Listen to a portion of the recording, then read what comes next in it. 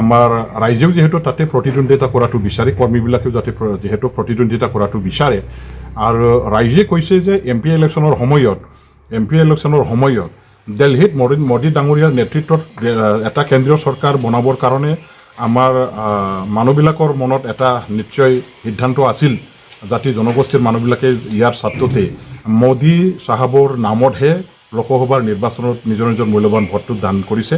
আৰু ইয়াৰ ফলতে আজি UPPL প্ৰাৰ্থীজনে সহজে জিকি যোৱা বুলি আমি সেইটো গম পাওঁ।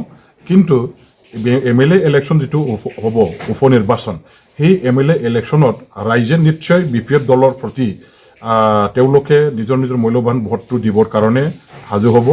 আমি ৰাইজৰ যিটো মনৰ কথা যিটো বুজিছোঁ, তেখেতসকলে MPত মোদী ডাঙৰীয়াৰ কাৰণেও তেখেতৰ নামত দিছে।